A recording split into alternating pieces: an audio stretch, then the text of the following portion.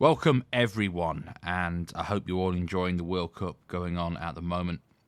These are busy times in football, and you may be wondering where the end of season review is for the Nordic Football Podcast.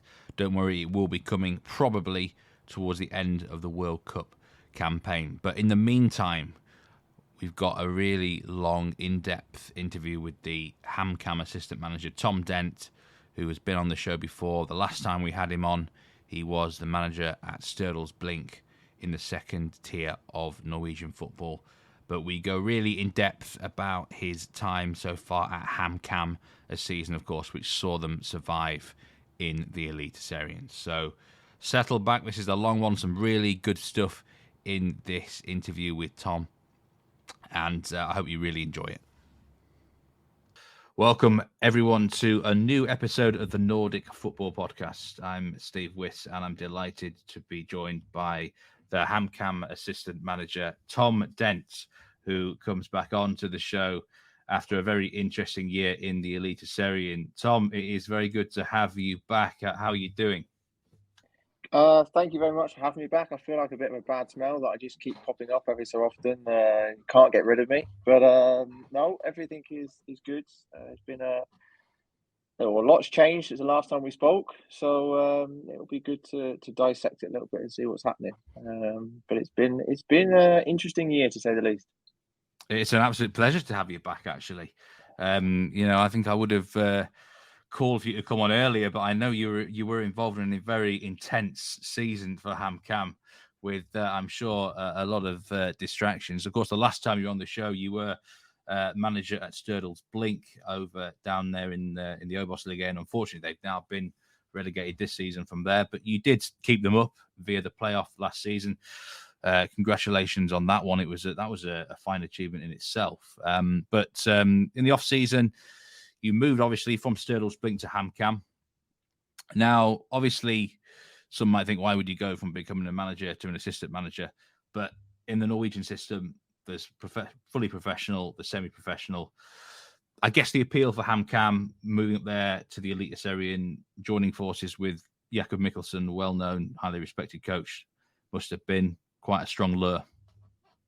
Yeah, I think that obviously the fact that the inquiry came in the first place was a very big surprise. It was not particularly something I was looking for. I was fully in preparation mode to lead Stjørdals-Blink this year, and we had a good winter, we felt, in terms of business and having plans in place. So when the inquiry came, it was quite a big shock, but the reality is, as you say, is that Ham Kam had been promoted. We'd played them twice. We'd lost twice, and I had a very good impression of Kjetil and Gaia as a staff. And it was one of those where opportunity to learn of someone, like you mentioned, of Jakob Michelsen, who's been Danish Coach of the Year in 2018. He's led two teams in Denmark into the European qualifiers and was one game away from getting to, I think it was the Europa League group stages with Sunderska. It was something that I haven't had so far in my career, which was the opportunity to learn off somebody and to be a little bit in the background and actually focus on sort of details more rather than the entirety of something. I really enjoyed my time as a head coach. It's something that I definitely would like to do again, and I really enjoyed my time in Stjørdals-Blink, and I've been very fortunate that the staff and everyone there I still have regular contact with, and I was as disappointed as everybody that the year has turned out as it has. But for me, on a personal level, it was an opportunity that it was really hard to say no to when you looked at the whole package. Yes, absolutely. And of course, you moved into Ham Kam at a time where they themselves had undergone quite a change, because Kjetil Rekdal obviously moved to Rosenborg. He got Ham Kam promoted. That was probably a slightly unexpected move, because I don't think he was a name initially linked with Rosenborg. So they themselves, Ham Kam as a club, making some changes in the coaching department. Did you feel when you got there, though, that they were quite a settled club and unit, because they seemed in a really good way after an excellent promotion?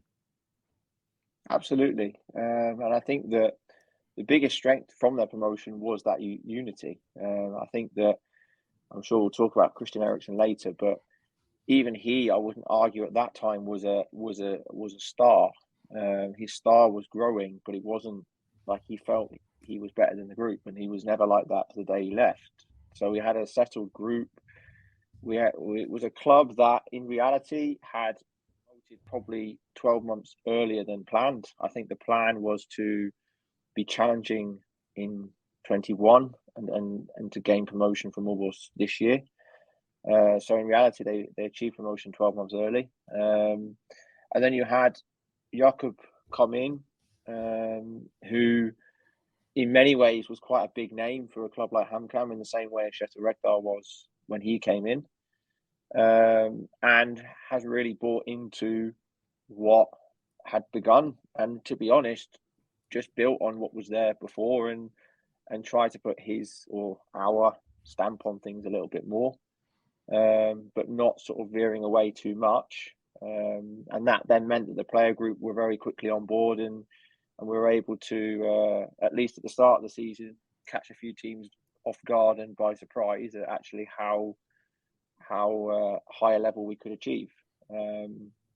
So it's been the bedrock really of why we've got to where we've got to and how we've got to is that togetherness, and the fact that if you look at the last lineups that played in the Eliteserien, I think 9 or 10 of the starting 11 all had played almost the year before. So it was necessary, and it was a calculated plan from the club to use that promotion bounce and use that togetherness to stay up this year. And then the plan going forwards now is to not revolutionize so much, but evolve and build on that foundation that's been built to hopefully next year be more stable. But we're also under no illusions that Brane and Starbæk are slightly different animals to Kristiansund and Jerv in terms of the league table next year. So it's going to be as difficult, if not more difficult, to stay in the league after this year. So we're in a much better position than we were 12 months ago, and we hope to be in an even better position in 12 months' time again.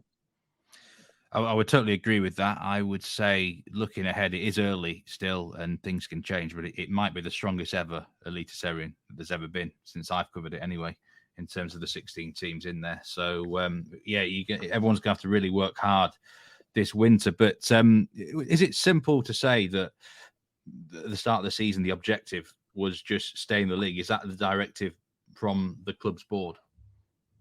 Yeah, that was, as I said, we had promoted earlier than expected. We'd gone through a management change that is a difficult one to handle, because it's one thing to lose a manager when you're doing well, but it's difficult to lose a manager when you gain a promotion, because everything goes up. So when you're a new coach coming into a team, most of the time you come into a team because they've failed, and you're trying to turn around fortunes or make things better. For Jakob firstly, and then myself a little bit later, we were joining a team that had been successful and had got promoted. So we were not only having to adapt to what had already worked well, but we were having then to try to be proactive in improving small things that gave us bigger chances then to stay in the league. We had no real ambitions to do anything else other than that, because we knew that, there was Jerv was always going to be one to struggle. We're always going to be in that mix. Sandefjord were always going to be in that mix. Ålesund were probably going to be in that mix. Haugesund had a poor start. So there was probably a group of 5-6 clubs at the start of the year that we looked at, and we said we've got to be top 3 of that little table of 6 to make sure that we survive.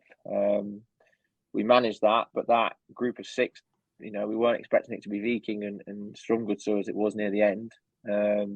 We certainly didn't think it would be Sarpsborg midway through the season.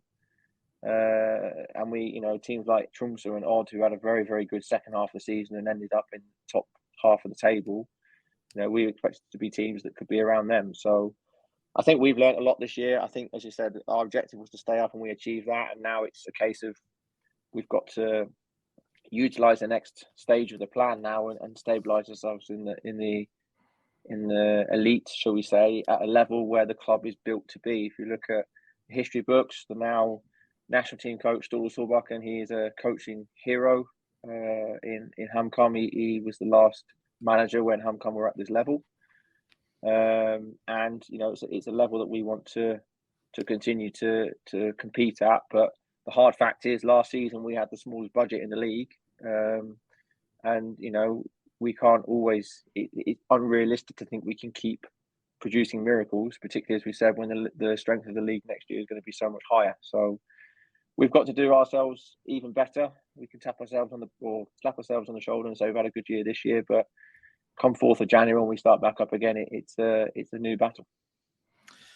Yeah, it was. It's funny you say that. I think every single team outside of the top 6 at some point looked in danger. Perhaps apart from Viking, who just literally dropped like a lead balloon, didn't they? But everyone else at some point was seemingly in trouble. Several teams obviously got themselves out of the mixer. You yourself finished in 13th place, just 1 place above the drop zone or the playoff spot, but a comfortable 7 points clear of that drop zone. Ham Kam themselves, 31 points, like I say, 6 wins, an incredible 13 draws, a really high number for Eliteserien football, 11 defeats. In terms of statistics, you pretty much finished where you deserve to, Tom, really, according to the statistics. Expected points, 34.2.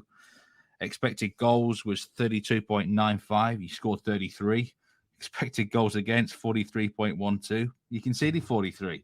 I mean, they say things average themselves out, and they pretty much did with you over the course of the season, really. But the start was interesting because a lot of people were looking at last year in the OBOS, and the main reason that Ham Kam went up was a really strong defence. It was one of the main contributing factors.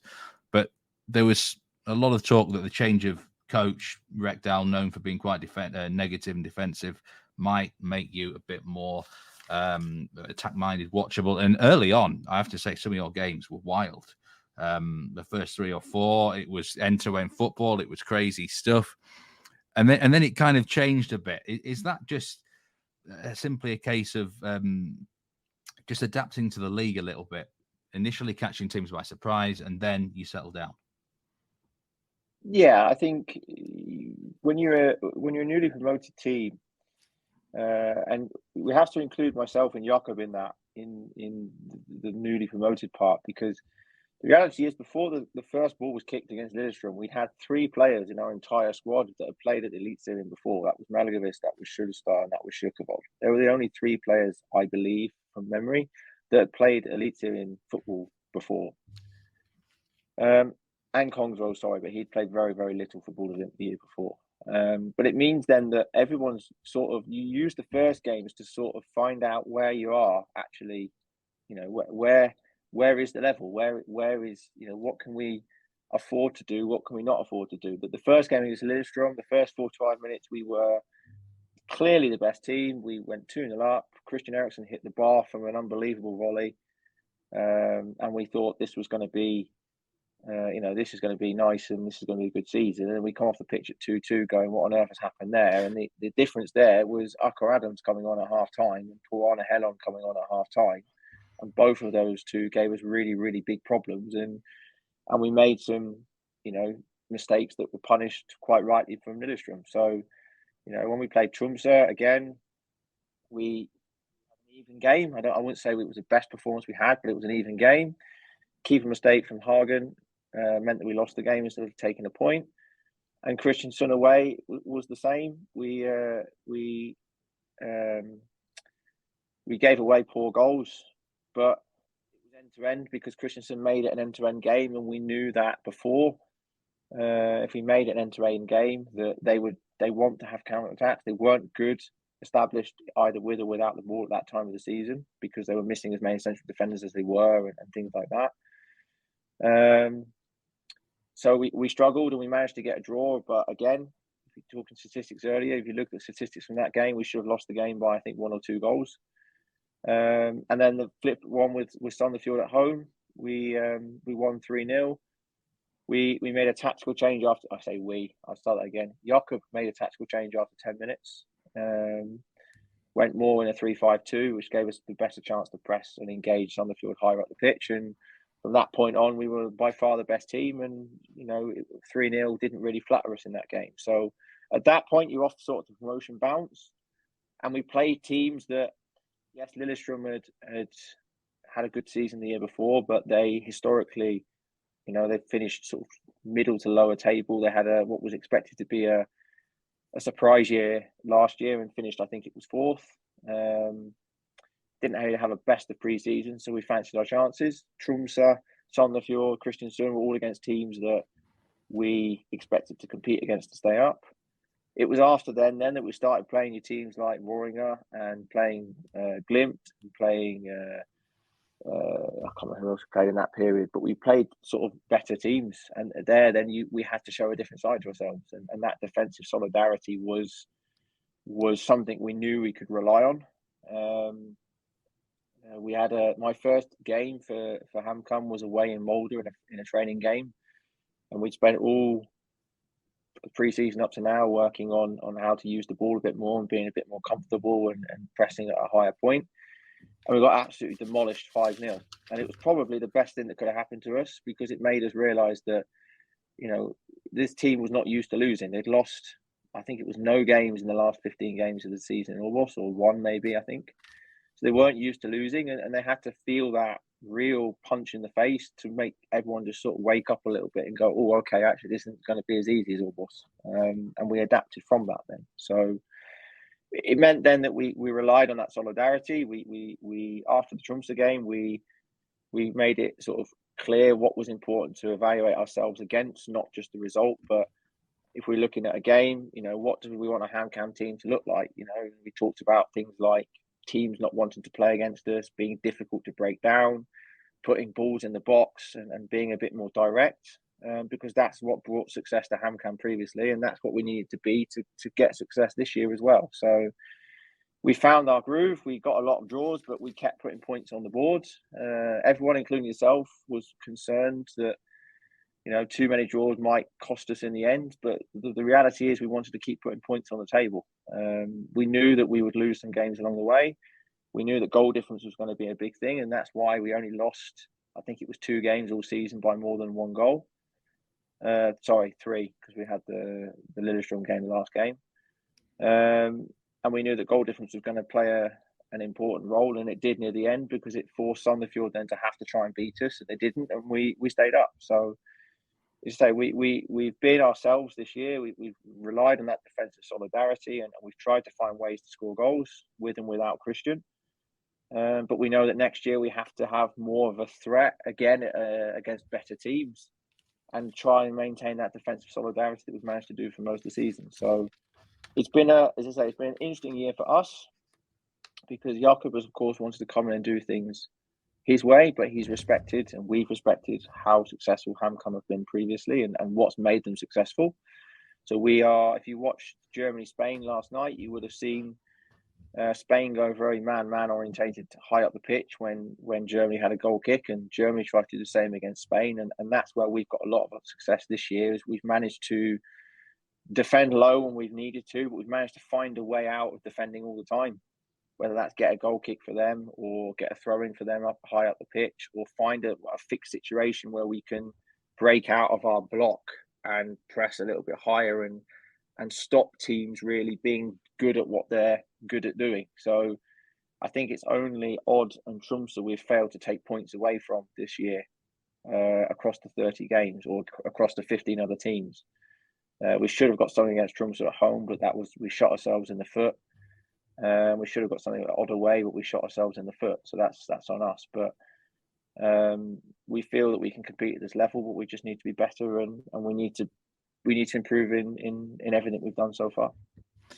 You talk about the Jakob wanting, and yourself and the coaching team kind of wanting to do it your way, but also respecting the Ham Kam traditional way of their success. And the formation, you generally have been known for using 5-4-1 or 3-4-3, and this is something that Ham Kam employed last season as well. Is that now kind of the identity of the club, do you think? And to change that would take big things. And were you basically, was there no other way around it going into this season? You had to use those systems because of the players that you had and what they were used to and the time frame that you had. I'll take the first part first. The Ham Kam way, the Ham Kam identity has always been about being direct, physical, high intensity, balls in the box, forward orientated football. Historically in more of a 4-4-2. They had played 4-4-2 for many, many years. But when Shetty and Gaia came in, Ham Kam had a tradition. They were bottom of the table. They were conceding loads of goals in the last 5 minutes of games. So they changed to a back five to basically solidify the team. And from that point, the club has only ever gone upwards. So in terms of the style, I think the style is perhaps more ingrained than the formation. It's not like Rosenborg or Bodø/Glimt that, Bodø/Glimt, if you played anything other than 4-3-3, then you would be severely criticised. Rosenborg have had success playing with a back three this year, but they got heavily criticised in the winter after a poor pre-season. And then it's credit to Shetty and Gaia that they've managed to keep the trend going forward, develop the team, and now have a really attacking-minded team while not playing 4-3-3, because it's very rare that the Rosenborg fans accept that.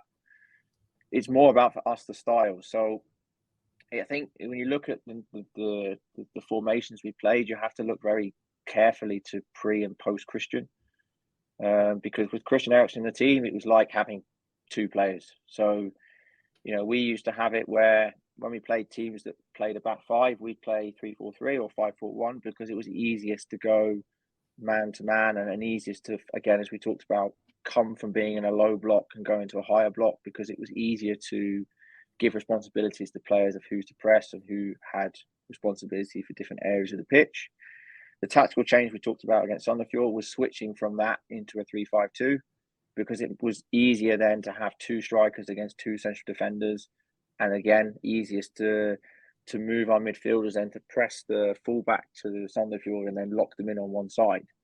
So in the first half of the season, Kristian would play as a winger in a 3-4-3 and would play as a midfielder in a 3-5-2. And sometimes, like Vålerenga away, we defended in a 3-5-2 for that reason.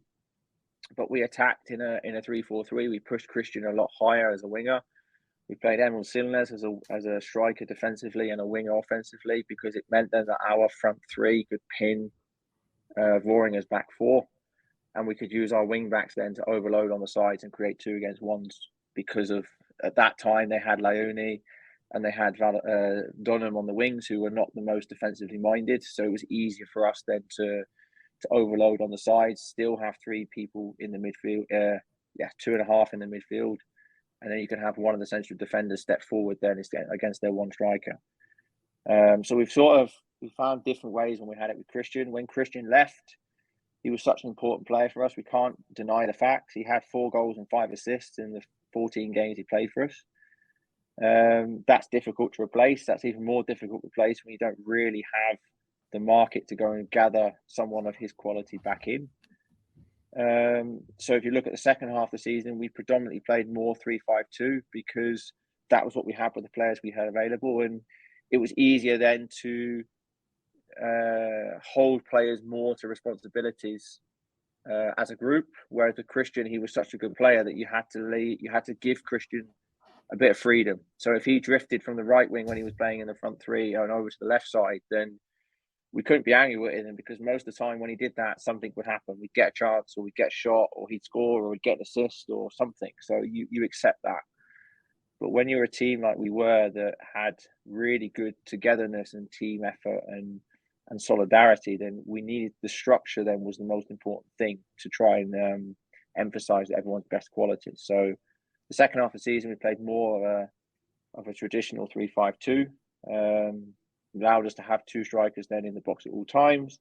It allowed us to have more threats on the counter, so we weren't back heavy, where we have 10 players really low on the pitch, and then to try and get out of it meant the one striker on his own then was didn't have a lot of support. And if you look statistically, before Kristian we had 18 points. After Kristian we had 13 points. So 5-point difference is probably fair. I think we had something similar with the amount of goals. We had 4 or 5 less goals scored without Kristian than with Kristian. So, we found a way of doing it, and that was the most important thing. But that sort of identity, that physicality, that directness, that balls in the box, that's a given. I think we had that Sandefjord game early in the season. We had something like 38 crosses in the box, and we managed to find a Ham Kam player 12 times. So, that they really struggled with that. And the games that we've done our best this season have been games where we've managed to put balls in the box and create a lot of pressure in and around that. So that will be a Ham Kam style going forwards, and that will continue into next year as well. We just need to be better at finding the when and how to do it, and developing the players' qualities even more, so that if teams get better at defending crosses or preventing us how to get into those areas, what do we do then? We had a focus on set pieces. We were better at set pieces this year than they were in OBOS. We can be better again. We didn't have a single penalty this year, so it'd be nice to actually win a penalty. That can give us a nice. No one gets penalties in getting... Elite. 4 teams didn't get a penalty this season, which I couldn't. Yeah. I was looking at the penalty statistics. Viking got about 10, and even Buda Glimt only got 4. So the referees just don't give anything in Norway, apart from when Odd play against you, of course. Of course, but that was, like I say, there's 3. We conceded 5 penalties, and 3 of them were against Odd. So. And it is our own fault to blame that. With VAR, hopefully next year we might get 1 or 2. I still think we should have definitely had one away at Kristiansund. There's a very nice video somewhere of Jakob Michelsen agreeing and doing a 20-meter sprint to the 4th official. But no, like I said, we have a playing style that is very much Ham Kam's way, but the formation isn't necessarily as connected to that, because I think everyone appreciates right now that even Jakob, that we have a squad that's built to play 3 at the back. We did have 3 very good but different defenders in Hassan Kudajai and Vettel Shaivik and Halvor Opsdal. They suit best in a 3, but next year we want to also have the ability to play with a 4, because there are certain games that can suit us. And now we have that foundation with the 3. We can use some of the pre-season now to try a 4 and see if it works or not, and take the rest from there. So no, it's a mix of things, to answer your question. But the playing style is a non-negotiable, and the formation is something that we've tried different ways and used in different ways to get the best out of the players we have available. Who would have been the Ham Kam penalty taker after Eriksen left the club, for those interested? Or would it have been? It was begun as Jonas Enkeru, and then it was Hassan Kudajai. Interesting one. Let's talk about these tactics and formations, and how much experience had you had before of a 3-5-2 or a 3-4-3 system, and how is it like night and day coaching, say 4 at the back compared to 3 at the back? Like American viewers and listeners might look at American football like the 3-4 defense as opposed to the 4-3 defense over there. That is like night and day. So hard to change systems. It takes time. From a coaching perspective, what are the fundamental big differences, and is it really challenging? The answer to the first question is I'd had 0 experience, or very little. I'd done a little bit when I was a youth coach when I first came to Norway, but I've predominantly worked in teams that have played 4-3-3. So 4-3-3 has been my bread and butter. But the advantage I had was that me and Jakob, I have more responsibility of what happens on the ball. And that gives you an element of flexibility, because it means that it's more about putting players in certain spaces and positions and areas of the pitch based on their start positions. But the thing I've always found playing against the back 3 is that it gives you an element of flexibility, because you need wing backs that can play both as a winger and as a fullback. You need central defenders that can play as a central defender, but at times also play as a midfielder. You need strikers that can also play a little bit as a winger as well as playing as a striker. So it gives you a lot of flexibility. So while I was learning the defensive principles of playing with a back 5, which Jakob has been excellent to both teach the players and also teach me, he's made it very clear and the principles very obvious for everyone to see. it's allowed me then to use the attacking bits, and we've had a lot of discussions then of which spaces do we want to exploit and how do we want to get there. And even now, we've been off season now for 2 weeks since we played Lillestrøm in the last game, and I've probably got the first 3 weeks of pre-season planned of what we're going to do with the ball, just because I've had so many ideas and thinking of what we want to do based on the year we've had. We need to score more goals. We're the third or fourth lowest scorers, so we need to get the ball. And the thing with it wasn't always about, if you look at the number of touches inside the box, we're somewhere mid-table. So it wasn't about getting in and around the box. It was more about the fact of turning those penalty box entries into end product. And that's something we know we need to work on. So I've had a year now of working with a back five or back three. We've had a year of working both with a front two and a front three. So I'm looking forward next year to starting in January and actually being able to build things then through pre-season, rather than I joined on around the 1st of March and the season began 1st of April. So by that time it was about, again, realising what was there before and trying to drip feed things as the season went in. Yeah, you had some interesting statistics. You were the lowest ball possession in the league, 41.7%. You had the fewest shots of any team in the league this year, averaged less than 10 shots per game. Like you said, though, in terms of touches in the penalty area, you were only the sixth worst.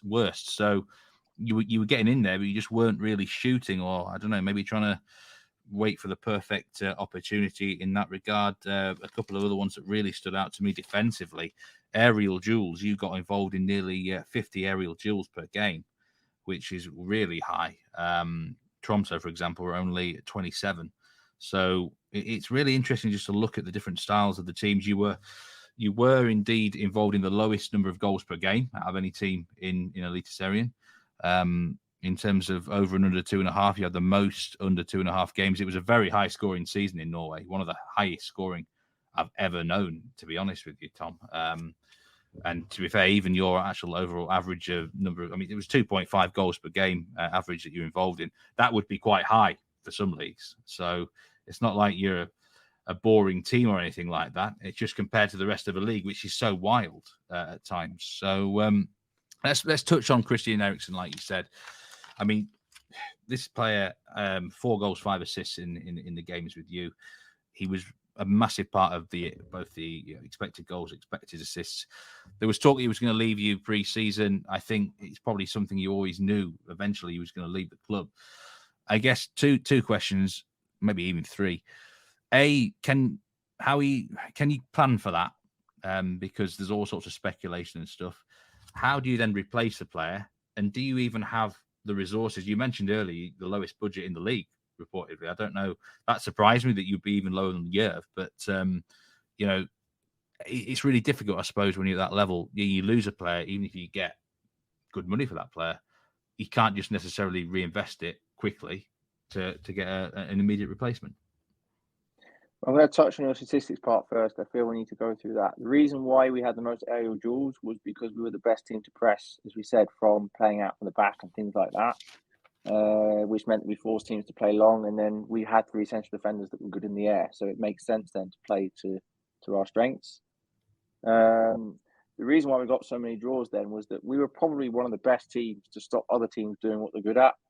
So, we played ball limit. We were very good at stopping them getting the ball into their 2 higher midfielders and making them have to put crosses in the box, which they don't want to do. They want to get in behind our central defender and look for a cutback or things like that. We managed to stop them doing that.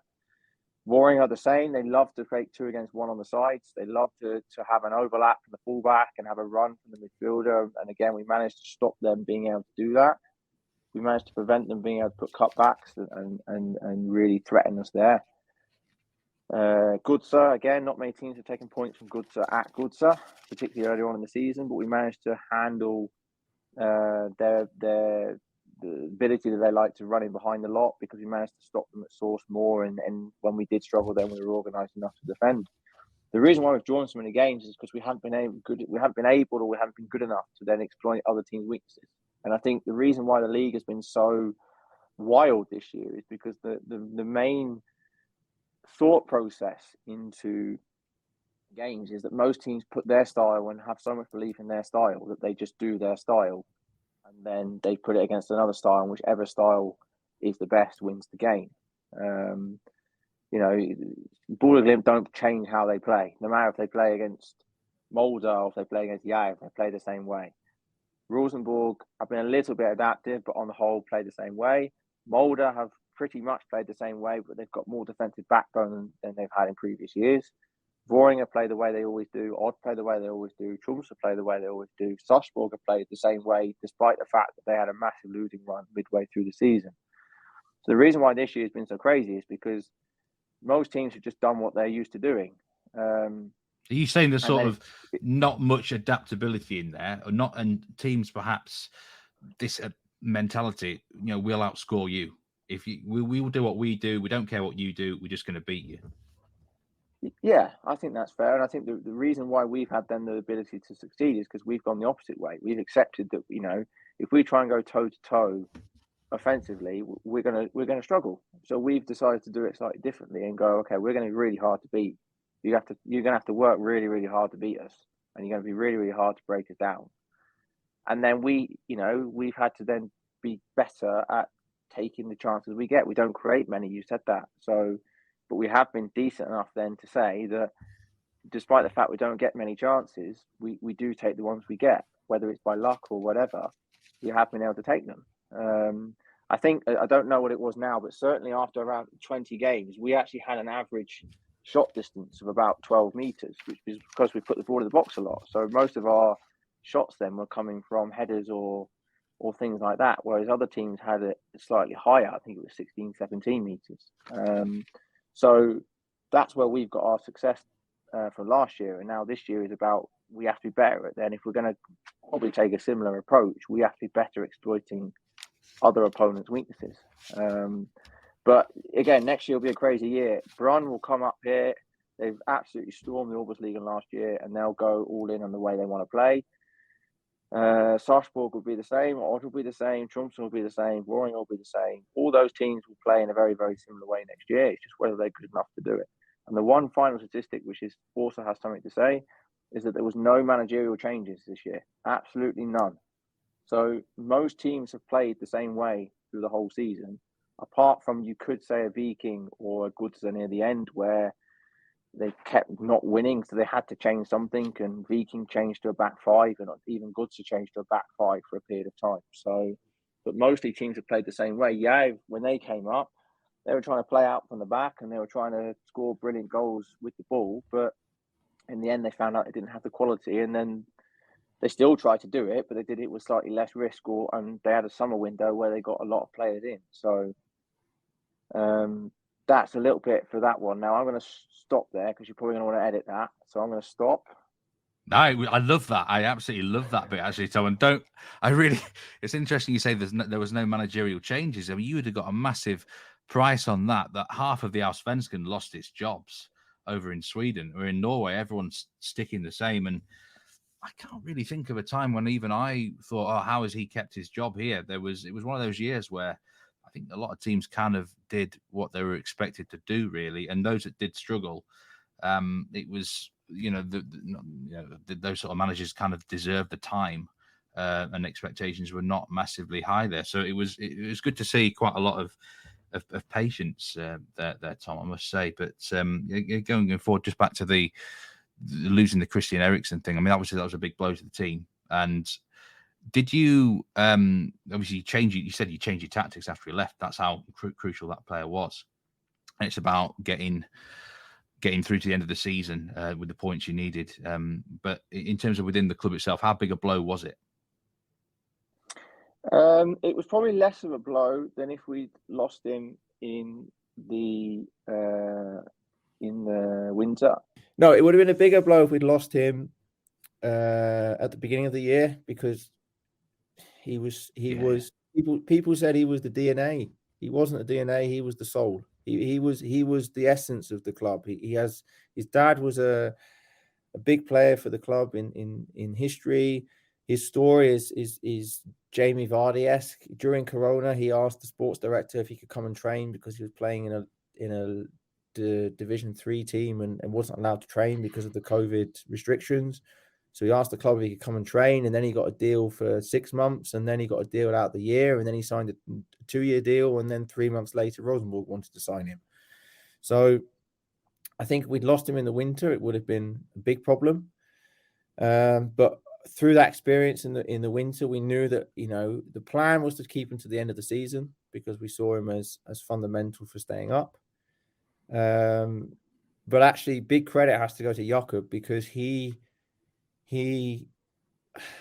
say he was the one that was driving for him to leave. That's not technically true, but he was the person who went to the club and said, as much as we want to keep him, this is now a point where we have to look at the bigger picture and go, you know, we can't stop Kristian Eriksen going to Molde. Like that's a move you can't realistically stop on a human level. Never mind the money that was involved. I think the club wasn't actually that. I think, as stupid as it might sound, they were that stubborn that they would have rejected another £500,000. I don't think the money was that appealing, even though it was a record sale for us. I think they just, because the objective was to stay up as much as it was that was the only decision that was driven. But I think Jakob looked at it and went, to keep a player like him for 6 more months when he's not going to be 100%, you know, we can't. It's not good on the total. It's not good for the group. It's not good for the player. So we sold him probably ahead of schedule, but we had enough confidence in the strength of the group, and I think the group had enough strength in the strength of the group that we felt that we could handle losing Kristian at that point. At that point, we had 18 points after 15 games. We were ahead of schedule. Usually they say 1 point a game is enough to stay up. I think the points average is 1.1. 32 points is the normal magic number to stay up. We were on 18 at that point after 15.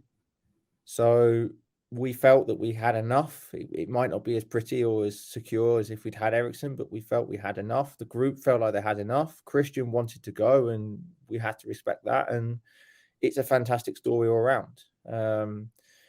But there's a famous line in Moneyball: if you try and play like the Yankees, then you're going to lose to the Yankees.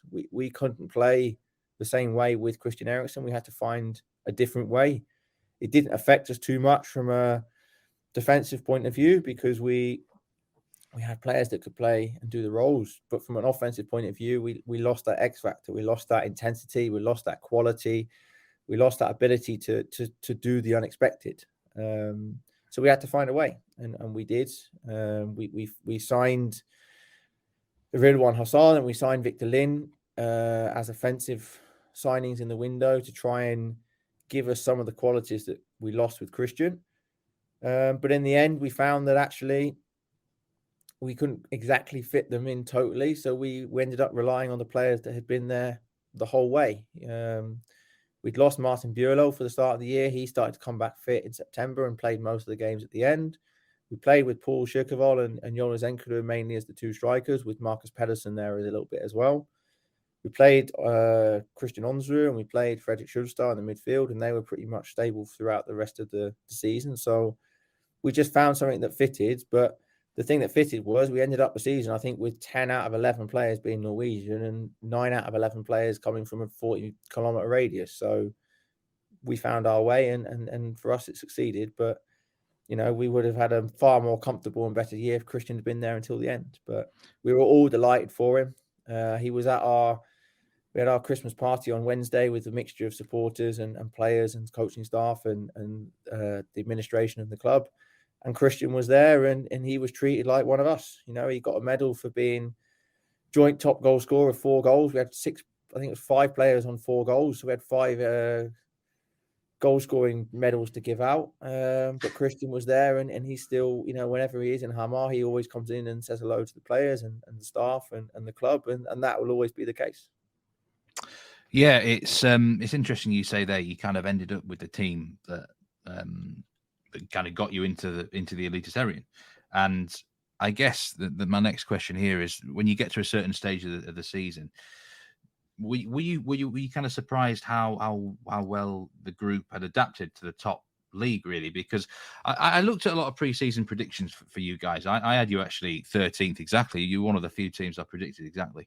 But I think most sources had you higher, actually, probably in the 10th to 11th range. And do you almost feel it was expectations were a little bit overly high, considering the resources that you have and the players that you had? And did, in some ways, in a pleasant surprise, a lot of the guys kind of really adapt to the level a lot better than even you might have expected? I think if you kept Kristian Eriksen for the whole season, I think we would have achieved that. Because I think it's less about his qualities individually, but it's more about what he gives in contrast to the rest of the team. So I think that the reason we were tipped so high was because that they were so hard to break down. And almost, I said last year, as a Stjørdals-Blink manager, that Ham Kam were the best team we played against all season because it was so hard to find a weakness in them. They were so well organised. They were so good in areas or phases where there was lots of second balls and things like that. They would the ball was like a magnet to them. They scored lots of goals. They scored lots of different types of goals. They spread goals across the team. So while Kristian and Jorzenko had a lot of goals, there was still like Onsru had goals in midfield and Medvedev had goals. So they were Bron were like they were too good every single player this year in OBOS. But Ham Kam had a system that worked for them. And when you have a system or a structure that functions as well as that, it really doesn't actually make too much difference which players you put in. I mean, you look at the Borderglimt machine and it's exactly the same. Like 12 months ago, Vetlesen was on the bench. He couldn't get in the team. This year, he's been by far the best midfielder in the league. Everyone was curious at the start of the season how Esbjørn was going to score goals. He hasn't scored as many as Botheim, but he scored goals. Mukva scored goals. So if you've got a machine that functions, then actually you need to have some key players in there. It's not like you can play anybody, but we had a machine that worked. You know, Kurachai has been a fantastic central defender for us this year.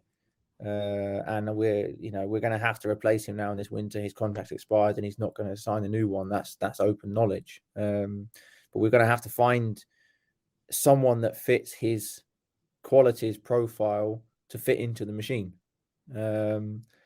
Vetlashivik and Opdal, who played the most as the two outside central defenders, they fit the machine. You know, I question if they could play in a back four, but in a back three, they're one of the, for me, they're two best young defenders in Norway in those outside defensive roles. Vetler is fantastic on the ball, and he's very good 1-against-1. Holvor has got far better to break forward with the ball, and he's got much better defending the box. So we have a machine, and that's been the biggest thing that succeeded this year. And again, go back to what we referenced with Jakob at the start. The reason why Jakob didn't change too much, or we haven't changed too much, is because the machine functions. We've just given it different gears that we've had to turn into at different points during the year. When you play, or at least during the middle of the season, we had this reputation. Nobody wants to play us. Nobody wanted to come to Briskeby. Briskeby has been an awful pitch in terms of quality of pitch. We know that, but we have to use that to our advantage for now. And that's been as much the success that the machine has worked and the players are trusting in the machine. And that's been our biggest success this year. We've managed to keep that machine well oiled. We haven't had too many big injuries, so we haven't had to categorically put the machine down and fix it back together again. It's pretty much been consistent all year, and we've had a togetherness in the group. The one we've had to change some players for certain reasons, they've just slipped right in like it was easy. Hernandez Foster's a young American midfielder who, at one point, we can be open. We told him he could leave the club. He made his debut against Viking away, and he was outstanding for 65 minutes. And we none of us saw it coming. And then we ended the next game. The game before, we played Rosenborg at home. We were by far the best team against that Rosenborg team that day. We should have won the game. But we ended the team with a 19-year-old Latvian and a 20-year-old American as the two central midfielders against Rosenborg. And they had Vecchia and Holzer and Borgwright and all those guys in the midfield. But because the machine functioned, those two were fine. You know, we spoke to obviously Shetton and Geyer after the game, and they said, you know, we saw you making changes and we thought you were like subbing down the team, but you were the more likely to score at the end than we were. And that's a credit to the system and a credit to the group that no matter what player went into that team, it was very, very seldom that the player that came in let the group down. And that's been our biggest strength this year. And that's going to be the most important thing to keep hold of as we go forward into next year.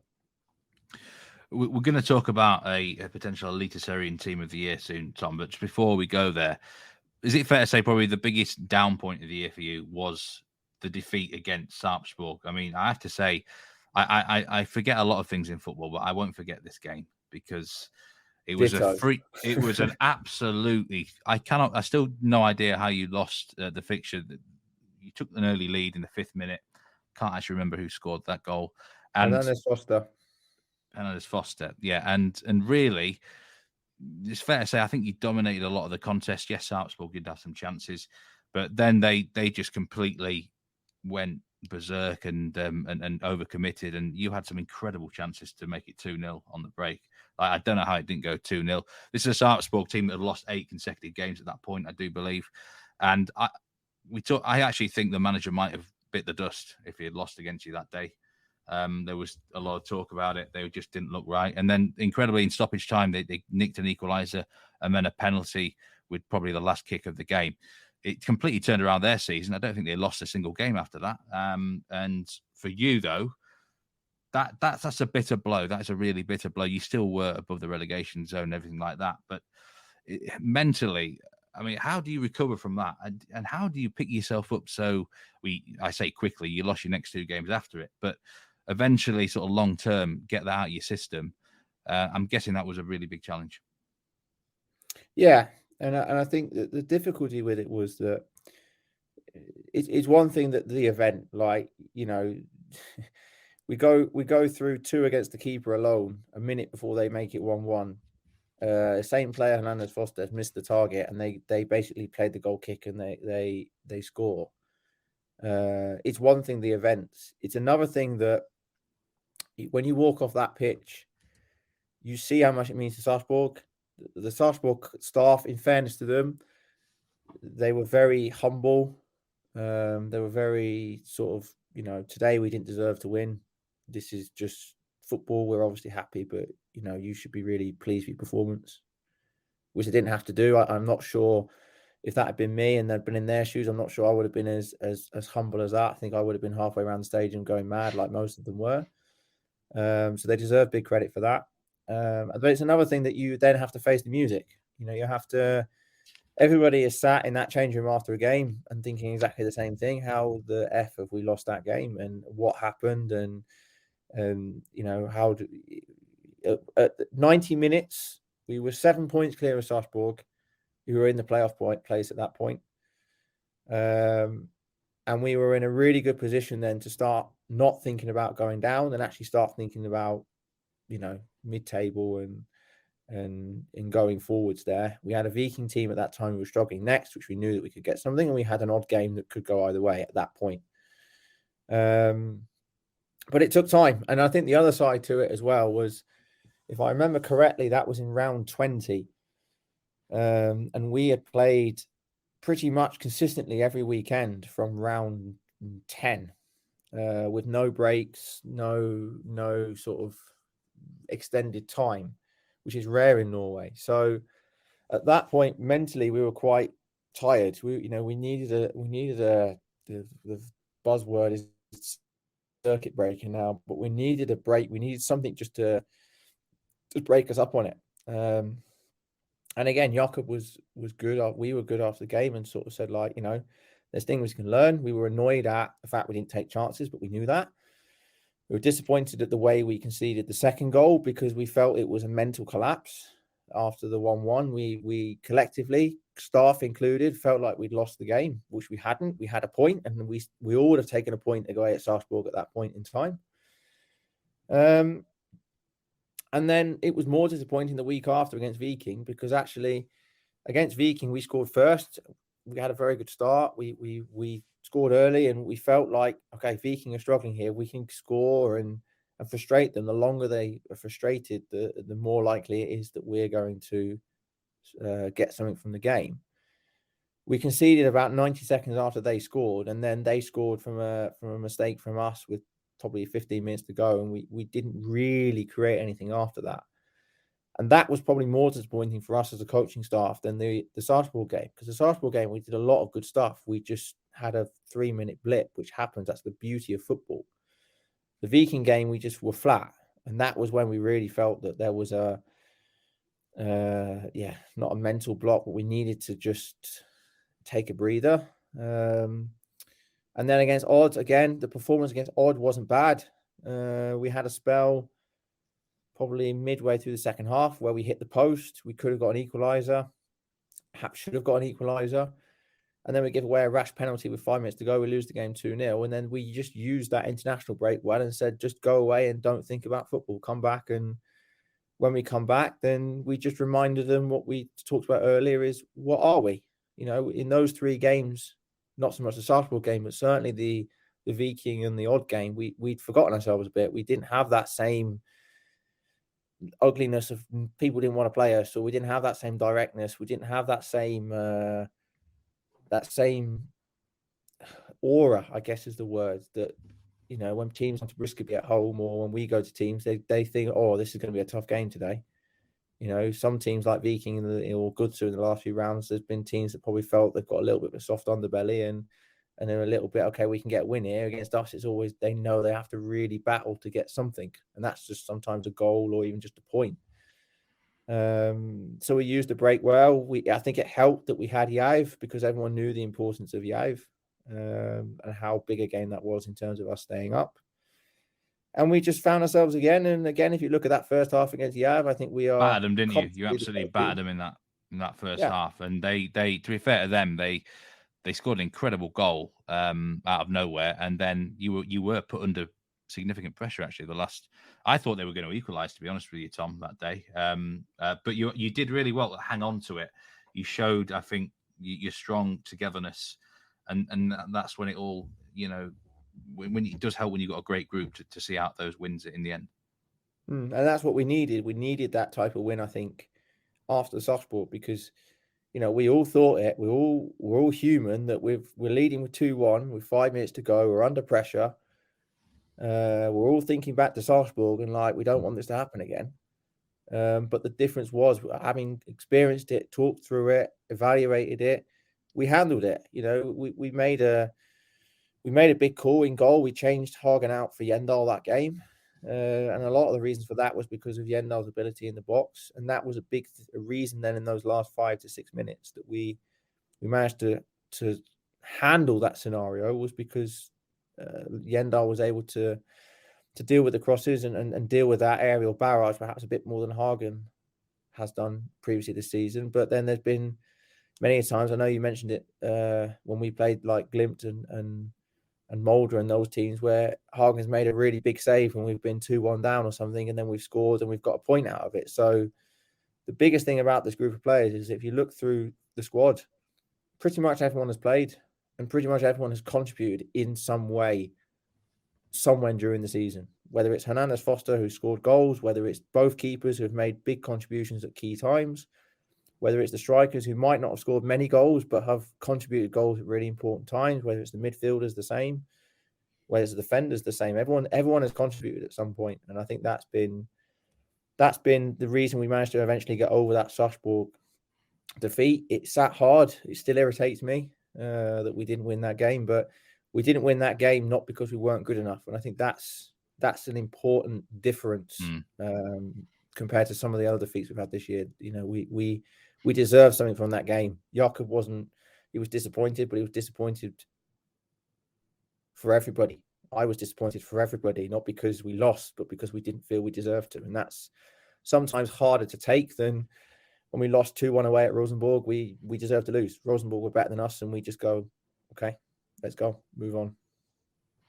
The goalkeeper thing was interesting because in the actual fantasy game, he was listed as having jet lag for like 3 or 4 weeks or something like that. And everyone was presuming, oh, hold on a minute, he can't keep having jet lag. It actually is a tactical switch, which I know a few people were commenting about that, about the fantasy game. But yeah, I mean, to be fair, it did start as that as well. It wasn't just a footballing decision. I mean, Nico came back from Guatemala. I think it was the Friday or Thursday or Friday. He trained and he said himself he didn't feel right. He didn't feel ready. I'm sure he, in his heart of hearts, he would have felt that. I think that he would never have admitted it consciously that he didn't want to play, because he always wants to play. But it was such an important game that we made that decision. And then, like everything in football, when keepers or when any player gets their chance, they take it or they don't.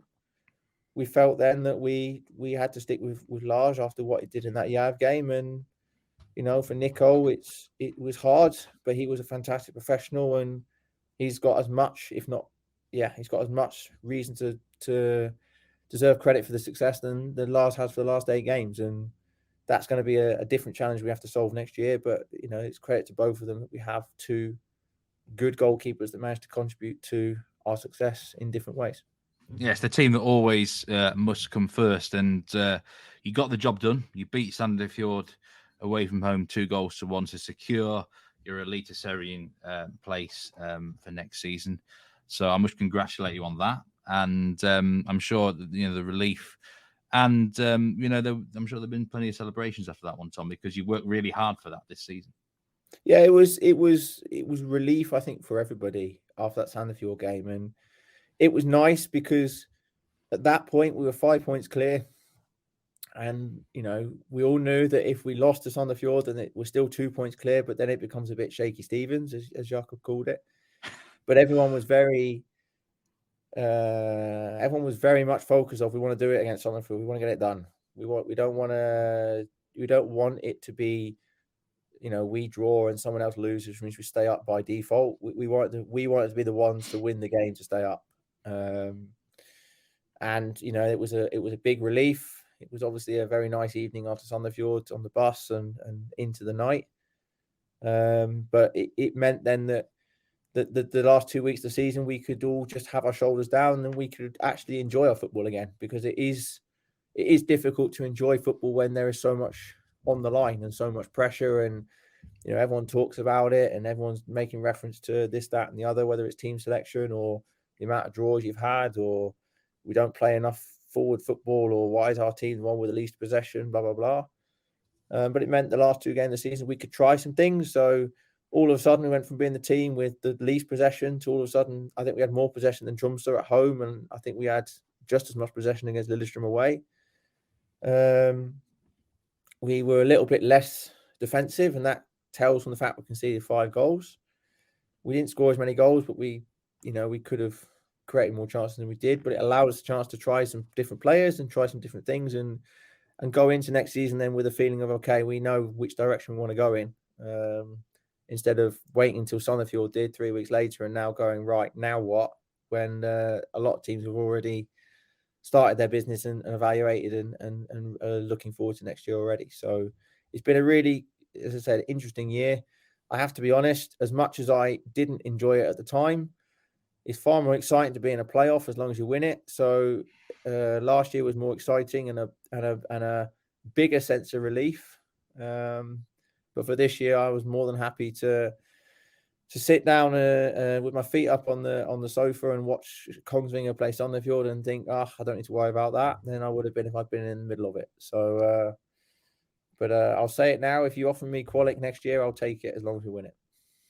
Well, at least you had more excitement than being on the Stromsgodset beach for the last 10 rounds. So, anyway, let's talk about the rest of the league now a little bit, Tom. We're going to produce an 11 here, a team of the season for Eliteserien. So I've asked you for your suggestions. You can do whatever formation you want. Is there a Ham Kam player in it? I have to be honest, no. I very strongly considered Kulachai. I thought you might consider him, yeah. But I decided in the end that there was 3 central defenders that we're a little bit ahead of him. So I've gone for another 3. 3 at the back. Okay, so let's start with goalkeeper then. And really, it's 3 contenders. I would say it's got to be Karlstrom, Christensen, or Valstedt. One of those 3, Tom. Which one are you personally going with? For me, it's Christensen. Yeah, for me, it's Valstedt in odds. I think we have to talk about Karlstrom in the sense that I think there's a lot of people that question why Molde signed him, and I have to include myself in that. I did. I really didn't like that. And when I'm not sure, but statistics don't lie. I think he's had the most clean sheets this year. If you look at his save percentage, it's top 5, I believe, which in a strong Molde defense is something to look at, because it's not often that teams who are finishing top and are as dominant as they'll have a save percentage as he had. So I think that tells you that he had a good season. But I just think that Christensen had an extremely good first half of the season, but I think tailed away. But I think Volstadt's been the most consistent for me, bar those 2 games immediately after his Sweden debut, where he had a shocker against, I think it was Haugesund and whoever they played at home next. But I think he's been the most consistent and by far the most complete keeper in the Eliteserien this year. Yeah, I think first 2/3 of the season, especially certainly the first half of the season, some of the saves he was making were absolutely exceptional. It's one of those this season. I think you could go either or. Christensen, I think, was exceptional. Obviously had the edge in goal scoring as well. The incredible finish against Tromsø. I had a feeling you might go for Valstedt there. Let's talk about defense. I actually went with a back 4 of Linnes, Haugen, Tiedemann, Hansen, and Dragsnes. But you've gone with a back 3 here. Who are your back 3 going to be? My 3 central defenders, Erik Haugen from Molde. I think he's been exceptional this year wherever they've put him, whether it's been in the middle or on the right or the left. I think he's been brilliant. Brilliant defender, brilliant defending the back space. He's really balanced Risa and Tiedemann Hansen and Bjørnbak when he's played. I think he's really been able to balance the 3. I think Berg Risa has been very, very good. I think he looks far better as a left central defender than as a left back. I think that he has that. He's good in the air. He's good defensively 1-against-1. He can cover out on the sides. He's good on the ball. I think he's left-footed, and that's absolute gold dust for a central defender. I considered Kulachai, as I said, but I've gone for Henriksen, and I think that will be a little bit maybe controversial in some parts, but I think that as the season's gone on, he's got better and better. I think he's got more comfortable in that role. I remember when we played against him in the spring, we felt that he was a little bit afraid of the space behind him. He was a little bit wanting to step forward because he could control that space a bit more. But I think with games, I think he's improved a lot, and I think that he ended up being one of Rosenborg's best performers near the end of the season. He was lucky not to get sent off against Godsa, but that's another thing. But I think on the whole, he's been extremely stable and has been a huge rock then to what's been a very good defense of Rosenborg this year. It's interesting. He's more of a converted central defender. He's always been midfielder back for most of his career, but did really well at centre back. I've seen a few mention him, actually. Didn't surprise me that you put him in there. So we got wing backs, 2 wing backs here in your system, Tom. So who have you gone with there?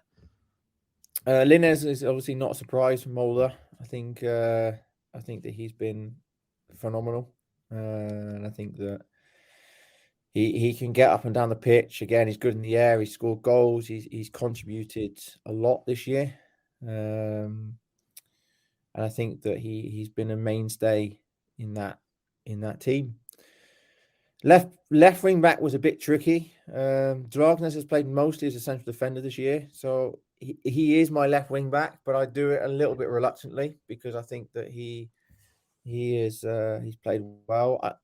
I've considered a few, but I think on the whole he's the best in that position. I think there's been quite a few teams this year actually that have struggled with left backs or left wing backs. I think they've used quite a few. Glimt have played Wenger Mungo quite a lot, and he's had a mixed year. Rosenborg played Tagseth and Pereira. They've both probably played about the same amount of games. Molde have played the Lervik the recent games because the usual one has been injured. So I've gone for Dragnes on that left side. Yeah, I went for Dragsnes actually in a back four. I think he's had a very good season. Like you say, most of the time he is that left of a back three. But yeah, I think he deserved a spot in the team for mostly an exceptional campaign. Now, 3 players that I'm guessing are in your side here, Tom. Sivert Mansverk, Hugo Vettelsen, and Armel Pellegrino. Am I correct in saying that? Which one of those 3 do you think would be player of the season for you in Eliteserien? It's got to be one of them 3, hasn't it? I think it's tricky. I think, firstly, just to have it said, I would have Mansverk and Vettelsen as a midfield 2. I'd have Pellegrino as a left wing. I actually think there's been an extremely high level of midfielders this year in Eliteserien. We haven't even talked about Seferius in Haugesund. We haven't even talked about Breivik in Molde. We haven't even talked about Holzer in Rosenborg. So I think there's been an incredibly high level of midfield quality this year. I think a lot of teams have really had engines that have made it move forward. I think Mansverk is an exceptional talent. I mean, the fact he's only 20 is scary considering what he's done so far. But for me, Vettelsen, to score over 10 goals as a midfielder is special. To score over 15 as a midfielder is out of this world. And then to have, I don't exactly know, 8 or 9 assists in addition to that, I think the fact he's averaging nearly one goal point a game is exceptional for a midfielder. And I think from where he was 12 months ago to now, I think you can't look beyond him. I think Pellegrino had an unbelievable spring, but I think it stopped up a little bit in the autumn. But when you score as many goals as you did and you still finish top goal scorer, then you can't say he's a bad player at all.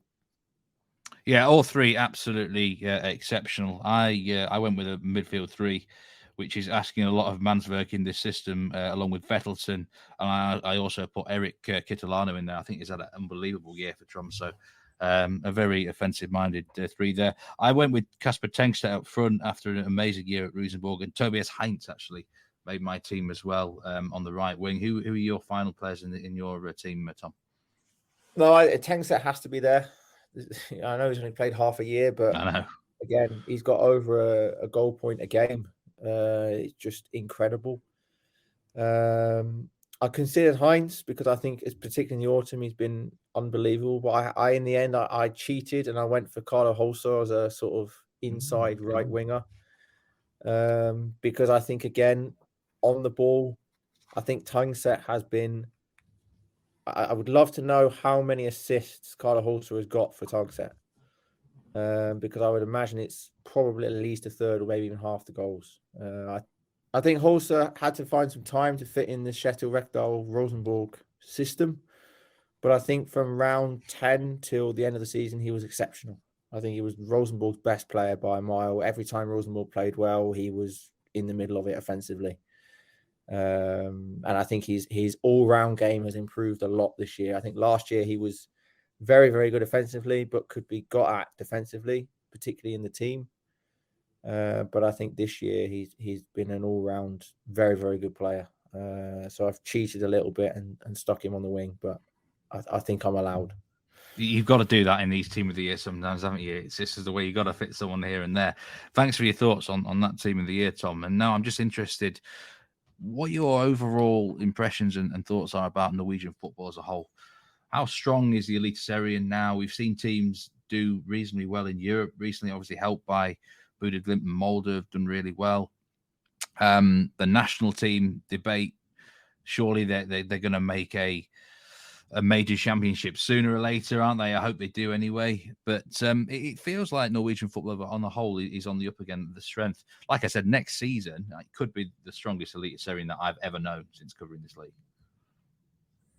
No, I think it's definitely making steps. I mean, the fact that we've had 2 teams in Europe do well, Molde will be disappointed they didn't qualify from the group stages. But I think that they're doing well is a credit. Obviously, the coefficient point is close, which means now we're close to having 2 teams in the Champions League and having more Norwegian teams in Europe. That's going to have a benefit.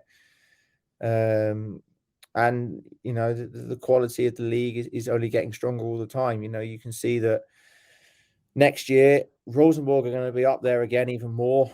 I think the benefit from this year will be massive in terms of their hunt for gold. I think Bordeglimt are going to be up there. Molde are going to be up there. Lillestrøm are going to continue to be around it, but how close to it, I don't know. And you'd expect Viking to go back into that mix. So the fact that we have a title race again in Norway, and that we have so many, not big teams as in size, but definitely in terms of the traditional, you're only really missing Start in that top league, and then you've kind of got all the traditional Norwegian big clubs in the league, and I include Ham Kam in there, of course. So I think that Norwegian football at the moment is going from strength to strength. We had the classification of the academies this week. There's a lot of academies that are now not top, but definitely European level, that are producing players consistently. And, you know, you see players like Andreas Schjelderup, who's absolutely bossing it out in Denmark at the moment as a 19-year-old, and other Norwegian players doing well, Borsheim in Italy. And, you know, I think that as much as Norway is always going to be a development league, it's never going to be a top league. It's always going to produce for somebody else. I think you can see the strength of the players that are going out and the strength of the teams from Norway now that are competing in Europe, to see that, you know, Norwegian football as a whole is on the up, and, you know, the attendances are getting higher. The use of younger players and the link to younger players is getting better. There's more younger players starting to come through, and there's more younger players being trusted to play. We've had, I think we were the second or third highest amount of minutes to under 21 players this season.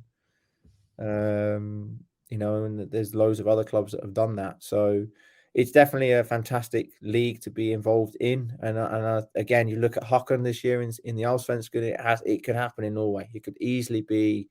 I know Bordeglimt was the history there 4 years ago or 3 years ago when they did it for the first time. You know, you can have a Lillestrøm or an Odd or someone go and win it in the near future. I'm convinced by that, because the generic level of Norwegian football now is just getting better and better. And I think it's just a case now of making sure that the league and everyone involved in it keeps looking at how we can improve, and doesn't just start relying on, well, we've got good and we just copy and paste what we've been doing. Because, you know, when I first joined in 20, or when I first came to Norway 10 years ago, you know, it was Norway is probably 10 years behind where England were, and now Norway are probably closer to what England are now than what they were. Not so much top level, because, you know, we haven't got loads of players, but Haaland is the most valuable player in the world at the minute, and he comes from a small town on the west coast and is playing for one of the best teams in the world. And Ødegaard is now currently playing for the league champions in Arsenal, or the league leaders, sorry, not yet champions in Arsenal. So you know, I think all of that is contributing to a much better product, a much better Norwegian league. The TV deal that's coming in this year is worth far more. So all of a sudden, there's even more money being invested into the Norwegian system. So I think it's a fantastic league to be involved in, and again, was one of the big reasons why I've wanted to take the step up with Ham Kam, and why I've been so fortunate to still be in it as of today. VAR's coming in to the Eliteserien for 2023. I saw recently Allsvenskan voted against bringing it in over there. Now, I hate it. I hate VAR. I was massively in favour of VAR coming in before it came in, but I hate it now. And it's not just about the decision. It's about how you can't even celebrate a goal now properly. But is it, from a coaching perspective now, what are your feelings towards it? Is it needed? And I know the referee said we need to bring it in because to conform into line with UEFA. It's a fact of life, isn't it, that VAR is here to stay? But I mean, are you looking forward to it coming into Eliteserien or not? I think there's been enough high-profile incidents this year that means that it probably needs to be implemented. And I don't mean that to criticize then the level of refereeing, because I have full respect for anyone that referees. I think it's a near impossible job. I have a bad enough time doing it on training during the week, so to do it with an audience of thousands of fans shouting at you at the same time, it is a big thing. But the reality is that, you know, people, as long as football is as valuable as it is, we've just talked about the money coming in and the consequences of decisions, that there needs to be an element of, if someone makes a mistake, you have the ability to correct the mistake. And the mistake is obviously subjective, because what I hope doesn't happen, and what I felt did happen when it was first introduced in England, was the referees stopped refereeing. They just let the VAR deal with the situation. You can't have a foolproof VAR. You can't have a completely objective game of football where every decision is correct. There are going to be decisions where they can be interpreted differently depending on certain things. And I think if VAR is done in the way that it's done in cricket, where an umpire makes a decision and then it's reviewed, and then there are some things that it's not out or not out, it's just the referee's or the umpire's call. So whatever the umpire's called it as is the decision. And as long as it's done like that, so for example, for penalties, if it's like, is there contact, is there not contact? If it's not clear and obvious that someone's made a mistake, then just go with the referee's call. And that will go both ways. There'll be times where the referee gives a penalty and it might look soft, but it's not enough to overturn it. And it'll be the other way where he doesn't give it and it looks like it should be a penalty, but again, he doesn't give it. You know, the idea of VAR was always to correct completely obvious decisions, not marginal ones that are subjective. Offside, I think, is different, because I think offside is black and white. And yes, it is extremely frustrating if he's offside by a big toenail, but it's no different to a goal in that, for me, that if the ball's over the line, it's over the line. It doesn't matter if it's over the line by 0.1 of a centimetre or if it's over the line by a metre, it's a goal or it's not a goal. It's the same for offside for me. But in terms of the decisions that are subjective, for me, the referee has to still referee, and then it has to be used as a tool, nothing more than that. If you allow the VAR just to referee the game, then the game's dead. And that's then you may as well not have referees anymore. Just let technology take over. But I think next year will be chaos. I think it will be absolute bedlam, because everyone's got to get used to it. I've got to get used. I've been to one game where VAR has been used, and I'm as a supporter. So it's going to be a new one for me as a coach. How do we handle decisions that go there and then at the time? But you know, we just have to all get used to it and use the winter to learn from that. I think that was very well said. Some of the best stuff I've heard actually from anyone about VAR. I'm going to use that in some clips on Twitter or something. There was some I really agree with pretty much everything you said there. Umpires calling cricket, not enough people can accept in football that there will be a lot of 50-50 decisions. So just go with the on-field call. And I don't think that's done enough. Too many times a close decision is then overturned, or it doesn't need to be overturned. But it's because people can't accept that it'll be 51% of one and 49% of another. That's life. That is life. That is football, isn't it? So, I think that's very well said, Tom.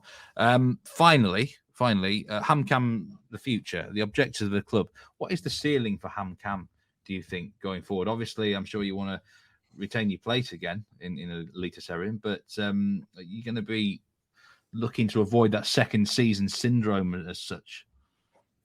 Well, I've used, obviously I have history in Borderglimp, so I've used Borderglimp 2018 as my reference all year. And if you look at the points and how the points were gathered from that Borderglimp team in 2018, it reads 30 games played, 6 wins, 14 draws, and 10 defeats.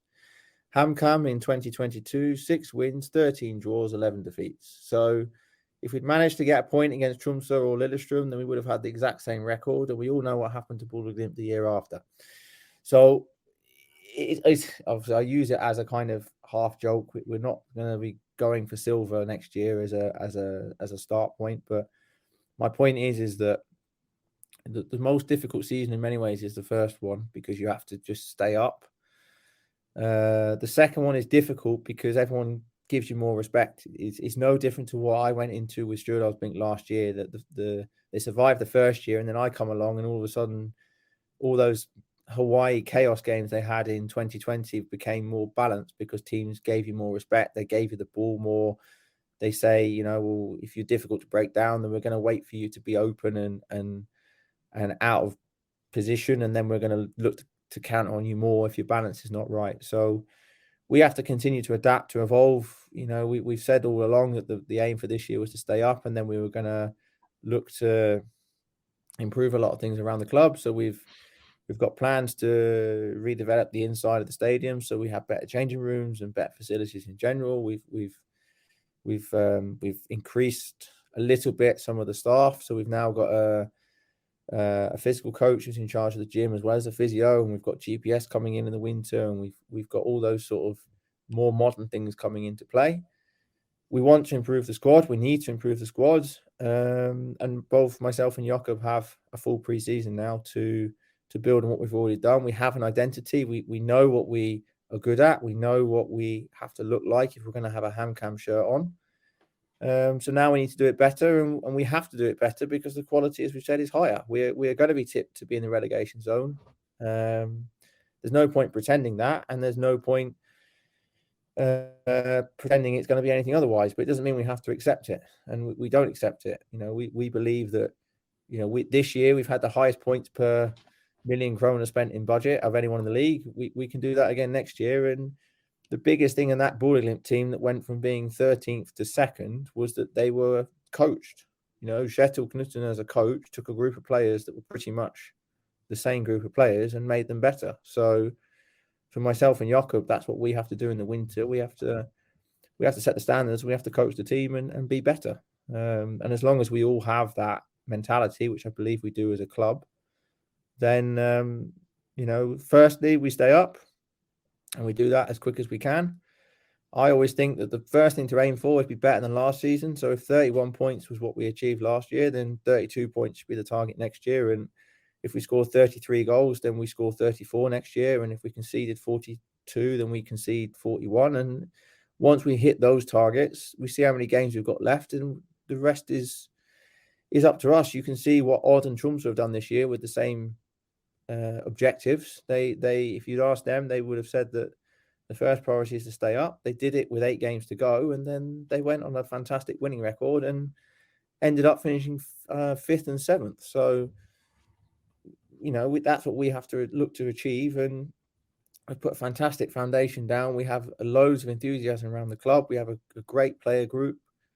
We have a really good board. Jakob is a fantastic manager. I really, really enjoy working with him, and I've really learned a lot this year. And, you know, we have so many things that are positive right now, but we have to use that momentum and not take it for granted, because it can, at this point, it can go both ways. We can be sucked in and all that enthusiasm disappears, or we can take another spring step forward and be really then a part of the establishment. And that's what we hope to achieve this year. And I already look forward to starting back in January when we all meet up again. Yeah, I think Tromsø are a pretty good blueprint, actually. I thought they'd struggle this season, second season syndrome. And they've not got an amazing squad. They've got a couple of standout players, but it's not for the position they finished in. I think they've overachieved, to be fair. So I think they're a good blueprint. It sounds like you're in a really good place, sort of personally as well, there at Ham Kam, you know, in this assistant manager role under Jakob Michelsen. I forgot to even sort of talk about Jakob. I feel like we've got to just have a quick word on him before he goes. I mean, he's got a great record in the past, reputation. Must be a fantastic man to work with. Unbelievably so. And it's taken time. It always does. I mean, it's one thing changing role. You know, you go from being the man who makes all the decisions to the man who makes part of the decisions. But I don't have an ego, and that's not me trying to sound fantasy. So I don't have an ego. So when we first met, I felt straight away he felt like a boss. He felt like a manager. And I've always had an outlook that I want to make people better. I want to make players better, and I want to include those around me. And that's one of my strengths and one of my abilities. The only thing I asked of Jakob was he had to listen, and he's allowed to make any decision he wants. He's the manager. He gets paid the money to make the big calls, and he's the one that has to stand in front of the camera before and after every game and explain those calls. My job is to help do his job better. And was quite an easy thing for me to fall into. We were very easy in terms of who had responsibility for what. As I said before, he likes to have focus on the defensive side, and he's very, very good at it. I like to have more focus on the offensive side, and statistically, I need to get better at that, but that's fine. But we fell into our roles very simply. I can say exactly what I think to him, and I think that as long as my ego isn't there, I think it's an advantage to have an assistant who's been a manager before, because they have a certain degree of empathy then of what they're going through and what they think and why they're thinking what they do and what discussions they need to have with the players and how to put it. And Jakob is very good to just ask what you think. I'll give my 11 for a game. He'll give his 11 for a game. If it's the same, it's an easy conversation. If it's not, then we discuss between us what we decide to do in the end, and he has the final say. And I'm not being funny, he's made quite a few good calls this year, so that's how it is. So he's very good tactically. He's very good at seeing not just what the opponent do, but picturing how then we can stop it, as we've said before. He's very good managing the players. I think if you speak to a lot of the senior players, they've really enjoyed working with him. He's very good to consult them at certain times. He's very good to consult the captain's group and inform them about things. So there's not that talk in the changing room of why is that and not that and blah, blah, blah. He's very good to have that dialogue. And he's all in. He's not just about the first team for him. He's interested in the club. He's interested about the town. He's moved his wife and his 2 kids over to Hamar, and they're absolutely loving it in the town. And he goes and meets sponsors, and he's very public and very, he's integrated himself in the city. And a lot of people raised an eyebrow when he took the job because they didn't understand he could have got pretty much most jobs in Denmark, apart from perhaps Copenhagen and those types of club. But he was very open. I want to go to Norway because I want to play Rosenborg and I want to play Brann and I want to play Molde and those types of teams. I don't want to go and play Nordsjælland for the 50th time because I want to experience something else, not just the footballing side, but from a life side, I want to go and do something different. And if you look in his CV, he's been manager in Tanzania, he's been in Hammarby in Sweden, he's been in Denmark, as we've said. So he's done pretty much most things, and that lust for adventure is why we are so lucky to have him. And as I said, I'm really happy that our paths crossed. I'm fantastic in understanding Danish now, which I never thought I'd be 12 months ago. And I really hope that I get the chance to work with him for longer. And I really hope he continues to enjoy being in Ham Kam, because there's no question for me, the day that he leaves Ham Kam will be in a better position than when he arrived. And he will go and manage a top team in Scandinavia or Belgium or wherever his next steps go, because he's only 41. He's done a lot in his coaching career so far, and there's much more to come, I think. The inevitable mention of Belgium taking away the talents of Scandinavia. It's never ending, but we appreciate your time, Tom. It was an absolutely brilliant interview. They seem to get better year on year with you, and we'll be following your interests, your progress with interest up there as a club and as a person. Thanks very much for your time here on the Nordic Football Podcast. It was brilliant. Thanks. My pleasure. And thank you for the mentions every week. I don't know how much I need to pay you for each mention, but I'll gladly take them as the season goes on. But as always, keep up the good work and give my best to Jonathan when you speak to him next. I certainly will. Thanks very much, Tom. Take care. That was Tom Dent on the Nordic Football Podcast. We once again thank him for his very generous time and what was a brilliant, in-depth interview. I thought there was some fantastic stuff there. Really enjoyed it a lot. You can follow Tom on Twitter at Denty24. He's also on Instagram. Remember, you can follow the Nordic Football Podcast at Nordic Footpod, myself, Steve Wyss, at Meatman Soccer, and Jonathan as well at JF Football. Well, I hope you enjoyed it, and there will be a NFP season review coming up, probably towards the back end of the World Cup. So stay tuned for that one. And take care. See you next time.